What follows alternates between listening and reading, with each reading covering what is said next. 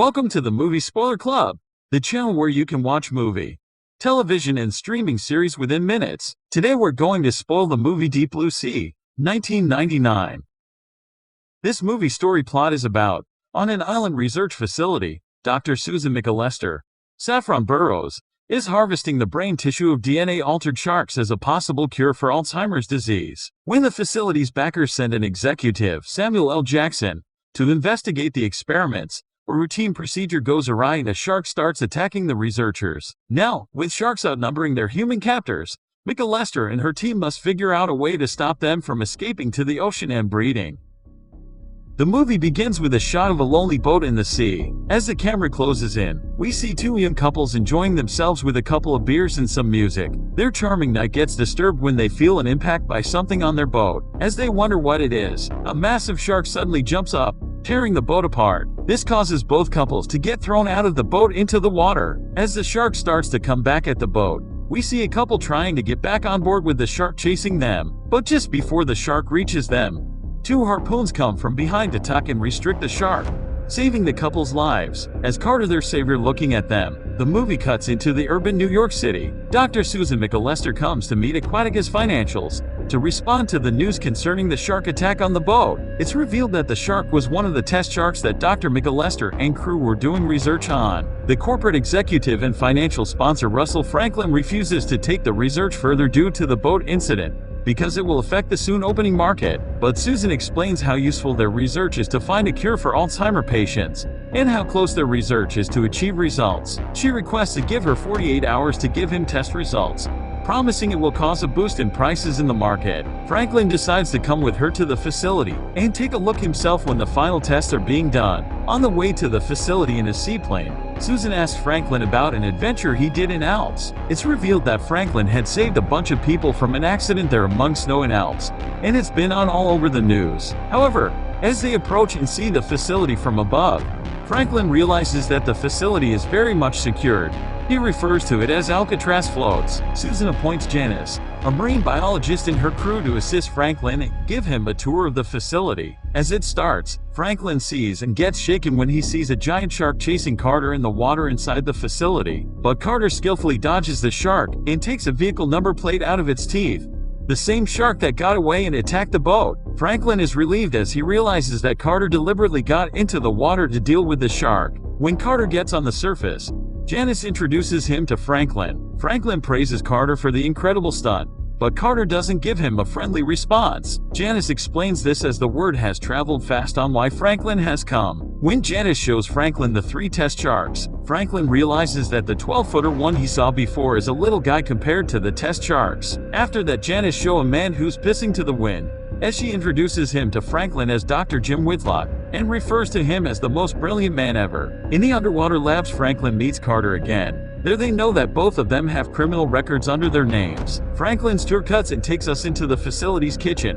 where we meet Preacher and his bird. Preacher works both roles as the cook and the preacher of the facility. He has trained the bird well, and it seems that there's an unspoken bond between the two. They hold a birthday party for Susan that night, and Carter reaches Susan asking her out, but Susan rejects, saying that it's all work for her, so another day. In the talk, Carter tells her that it's dangerous to bring the testing up on schedule, as the shark's condition seems rather unconventional. Susan tells him not to let Franklin know about this, and she threatens him if so, he'll lose job, and with his criminal record, he won't be able to find another job. When the time for testing comes, Carter goes underwater to harpoon tranquilize a test shark and bring it to the lab. Everyone notices that the sharks are behaving in an odd way, with them identifying the tranquilizer gun and swimming away backwards from it. But somehow Carter manages to trick the shark and tranquilize it. Scoggins operates the equipment to hold the shark while Susan gets on with injecting the solution and analyzing. The test result output come as successful, putting everyone to happiness. But their joy is short-lived when the test shark suddenly awakens. It jumps up from the water and bites the arm off of Dr. Jim Whitlock. The shark is thrown back into the deep waters, and Brenda, the tower operator, calls in for a helicopter to evacuate Jim and give him medical assistance. As the helicopter comes, the crew put Jim on a stretcher and brings him onto the surface. Then they take the stretcher to the edge of the jetty and attach the cable for the helicopter to lift the stretcher up. After they leave the surface, the cable jams while lifting the stretcher, causing Jim and the stretcher to fall into the water below. A shark grabs the stretcher and pulls the helicopter into the tower, killing Brenda and the pilots of the helicopter. The collision causes back-to-back explosions, taking out the facility on the surface. As the explosion occurs, the rest of the crew has come back to the research facility, where they see a shark using Jim's stretcher to break the underwater window of the facility. With that strike, the window gradually breaks open and they barely manage to get out of the facility as the water starts to flow in. While they attempt to make it to the surface, Susan reveals that she and Dr. Jim had been doing genetic therapies for the sharks, as their brains were not big enough to hold the protein needed for the experiment.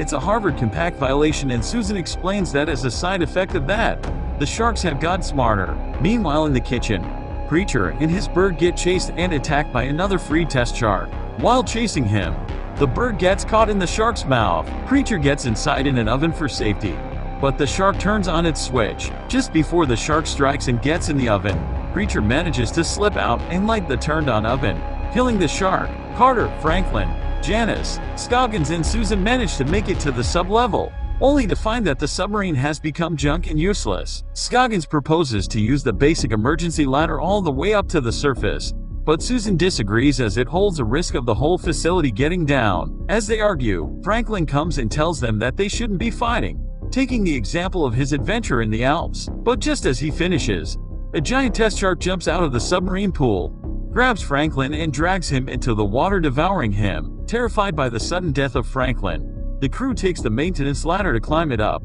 but soon they are followed by a huge shark that comes inside the maintenance chamber by breaking through the door. As the water starts flooding into it, it elevates the shark to the climbing crew. Janice, who's been climbing at the top, loses her grip on the ladder, causing her to fall down into the water. Carter tries to rescue her, but the shark drags her into the water and devours her. With the ladder broken and not enough height to reach the next floor, the crew is now trapped in the maintenance chamber, waiting for the shark to come up when the water level with the ladder and kill them. After losing his bird and killing one of the sharks, Preacher is searching for a way up, which leads him to the maintenance shaft, and he finds trapped crews. He takes them up into the floor with a strip of clothes, just before the shark reaches the ladder. From that floor they get to Janice's room that's safe for now. Carter and Scoggins leave Preacher and Susan in the room to activate a control panel in the flooded laboratory that will drain the stairway all the way to the surface. But Susan goes to get her test data from her room, saying that all the deaths will be useless if the succeeded experiment has no evidence. Carter and Scoggins reach the control room,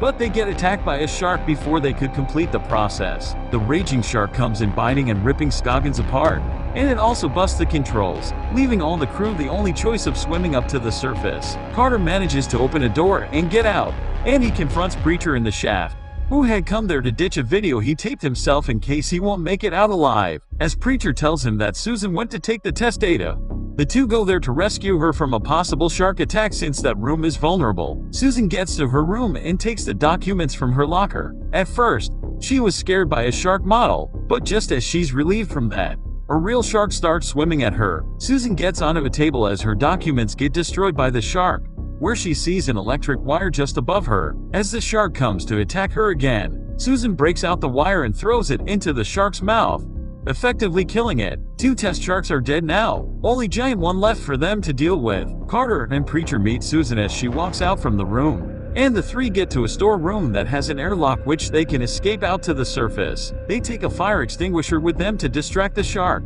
Then they let the water come into the room so that the water level will get them to the above airlock. After opening the airlock door, they start swimming up. Since they had climbed up the shaft ladder, it's only 60 feet up to the surface. The shark comes charging in and takes a bite of the activated extinguisher completely, mistaking it for a swimming human being. This allows them to get on the surface level.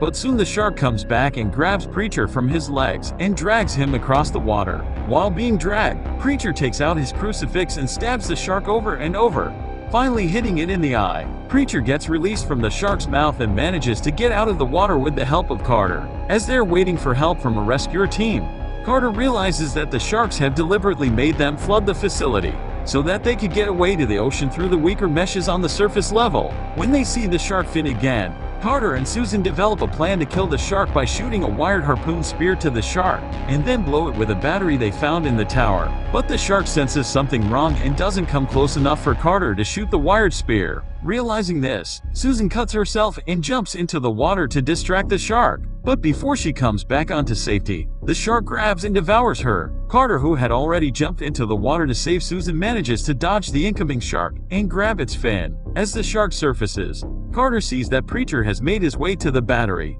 and tells him to shoot the shark with the wired spear and connect the other end to the battery. When Preacher shoots the shark, it hits Carter's thigh as well.